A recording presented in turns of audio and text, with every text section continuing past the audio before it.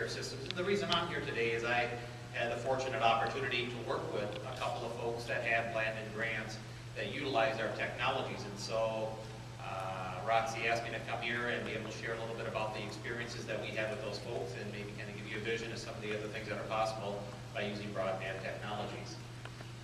Primarily when I talk about remote monitoring, the key things that we look at are anything really, you've maybe had an experience with people that have personal emergency response systems, kind of the I'm falling and I can't get up type button. But in this day and age, there's a lot of other technologies that can be used for remote monitoring to allow people to stay in their home primarily, which is our real goal. And that is to monitor, for instance, their vital signs. The traditional, if you're a CHF, congestive heart failure type person, you'll typically monitor blood pressure, weight, oxygen levels in your blood. And the technologies are out there, especially if we have broadband technologies, to be able to monitor those things, put the data into the cloud, and bring it down to the doctor, the RN, people that can evaluate the data. Software can actually analyze the data so it doesn't have to actually be previewed until anomalies actually take place.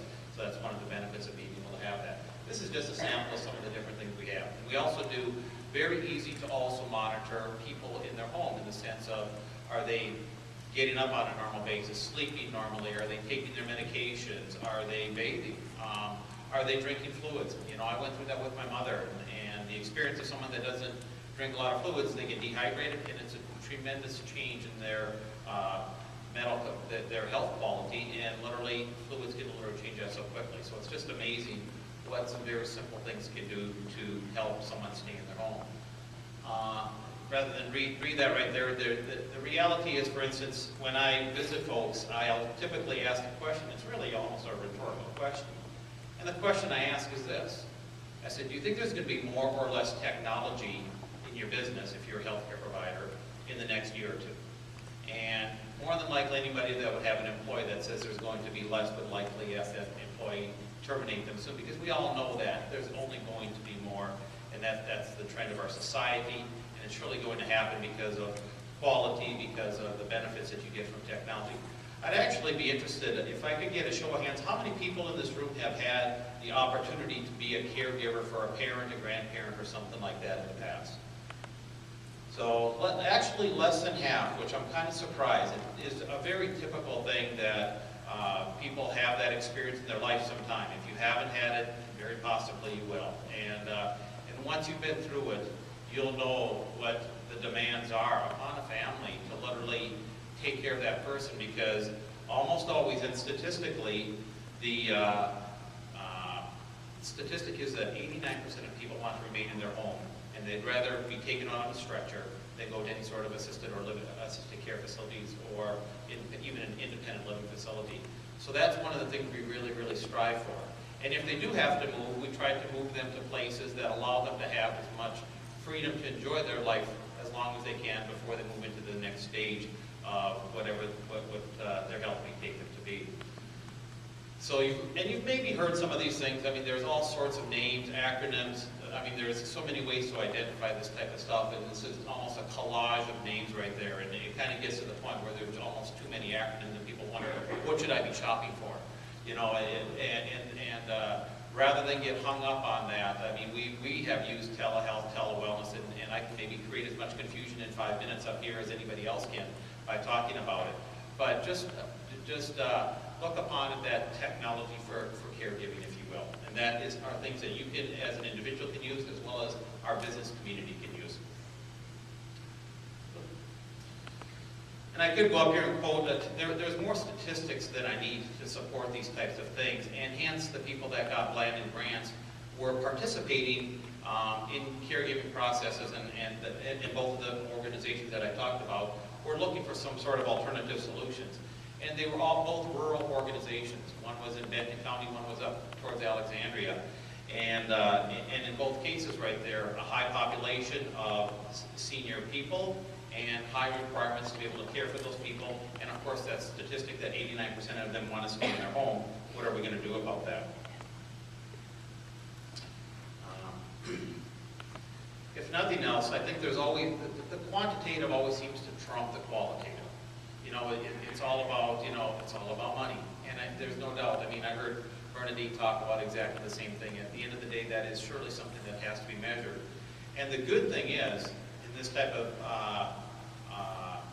healthcare, is that we only save money. I've never seen the statistic come out. Well, I should say that. I'm sure there are ways we can spend more than we can save. But the reality is the savings are so often so tremendously big that it's really trying to understand what can we do in a proper implementation.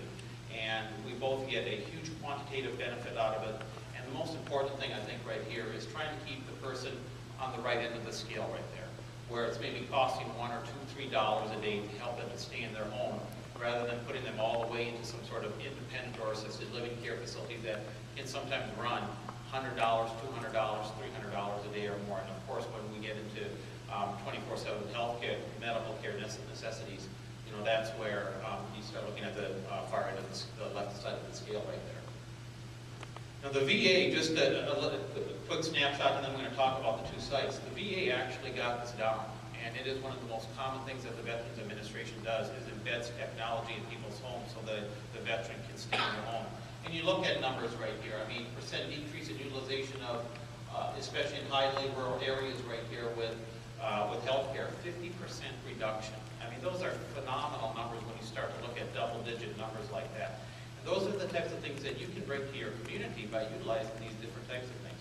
It's very common that these days, for a little more than the price of that I'm falling and I can't get up button, that you can put technology in through your waivered services, for instance, in your county, to be able to help your seniors stay in their home and keep them as residents in your home, and of course give them that qualitative benefit of wanting to be exactly where they want to be. Okay, the two sites that I had experience to work with and were Blandin Foundation recipients. The first one was out of Benton County, which was LA Home Care. It was a skilled nursing organization, and their goal there was they had never been exposed to this before, and Blandin obtained 3 systems for them to evaluate biometrics and people's living in a couple different ways. One was to evaluate their vital signs, to be able to allow that nurse, that skilled nurse person, to be able to get data remotely. The second one was to be able to monitor their activities of daily living, or ADLs. What it allowed some of the success stories include, for instance, a lady that had early stages of dementia. By being able to have the remote monitoring there, the skilled nursing organization could respond when that person was having some troubles within their home, not critical. They did also have personal emergency response. But the more common thing with someone with early stages of dementia is they just kind of get confused. And what do they need? They need someone to bring them around. And back on the table, when you go back there, you'll see a big red button. You more than likely would call it the easy button. We've all seen the Staples commercial, I know. But in reality, what that button can just as easily do is summon, for instance, a family member or a caregiver to be able to make a call to bring that early stage of dementia person back on track, and by doing so, allowing them to stay in their home. So the simple addition of an easy button in the home with a broadband connection for the system to talk to a caregiver can result in that person staying in their home. Matter of fact, when Roxy mentioned her mom, or where you live actually, I think it was Roxy, you said you were 3 miles away. Let's just, for instance, put Roxy's mom in Roxy's home for a moment. If Roxy's mom needed some caregiving like that, and she didn't have that broadband connection, the change in her life would maybe be, I have to leave my home and move somewhere, or to an independent living facility, rather than being able to stay in her home simply because she had a broadband connection and allowed remote monitoring technologies to enable her to live in her home. So I think those are some of the success stories and the ways of using that technology. And that's what LA Home Care did with the Blandin Foundation purchases, was they started in an array of different sites and tested it with different people. What was very interesting is they were very enthusiastic, and they went to places that didn't have a broadband, and they tried some of the MiFi type things and stuff like that, and they, just as I learned very, very quickly, it didn't work. They needed that broadband connection in the home because of the amount of data that was being transmitted by the type of system that we had right there.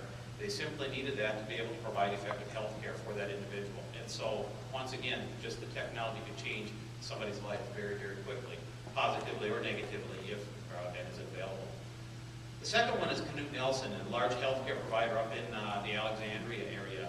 And they actually started with some of the similar systems that LA Home Care did, but they applied it in various both home care situations, but also in independent and institutional settings where they could monitor people's activities of daily living. And what it allowed them to do is it changes the metrics really of how much time the caregivers within the organization have to put into an individual to, for instance, check to see if they're in bed, if they went back to bed, they left the bed, where did they go? And so the monitoring, even within a facility, was very, very useful from an economic standpoint. The bigger one that I think that we can surely, if they were standing with me up here today, is the stories that they have about people in hospice care. I don't think it would almost, it just really kind of tugs at the strings of your heart when you hear what Knut Nelson did, put systems in, and the effect that they had with people in the last stages of their life by allowing them to have the technology because they had broadband-enabled remote monitoring technologies to allow them to really die with greater dignity and also with a great deal of involvement of the family community that they had simply because they have remote monitoring technology. So I think there's literally many, many people that would thank Landon for what they did because of the caregiving tools that we were able to provide through Knut Nelson. There is a next generation, though, even with the ones that I've worked with those two organizations. We have some of them back there if you'd like to speak with me a little bit later. But what's interesting is what we're doing is we're actually collecting more and more data, more and more. It's just constant. It's easy for us to do. But the more we collect, the more we need to transmit, the more we need to download, the more we need to evaluate, the more we use artificial intelligence to be able to look through the data and be able to do decision-making before the caregivers literally have to even become involved. And so it's easier for the family. If it's in a private home setting, it's much more economical for the business if they have these types of things to utilize remote monitoring technologies. And so we surely see a great, great need to be able to have higher speed connectivity to allow remote monitoring to take place. And surely I think we'll see up here is that so many of the devices are indeed wireless, but we always forget that we start to put 5, 10, 15, 20 wireless devices. We aggregate that data, and that's only one person. And if you are a healthcare organization that's caring for 1,000 people, that tends to be a lot of data. And how are you going to be able to access that data? How are you going to be able to store it, assimilate it? The next big thing, actually, that you hear talked about quite often if you're meeting with healthcare organizations is population management. And that means they need a lot of data on a lot of people to effectively be able to administer their services in the most economical fashion. And so it's one more reason why we need to collect the data, and second, why we need the internet connectivity to be able to analyze the data. My little thing I just always put up here, I've been preaching kind of for the last 12 years since I've been doing a lot of this stuff with Cybermation. I've always called the internet the fifth utility. To me, that thing needs to be there just as, I need the internet connectivity there just as quickly as I need electricity or gas or sewer systems, whatever it may be. I need the internet, and I call it the fifth utility. And I hope, that is what, obviously, the broadband initiatives and what Landon is really an advocate for, to be able to carry that message. The next thing is actually, I'm just going to give you a preview, is I don't know how many of you, I know Bernadette mentioned learning or hearing the word Google in Russia.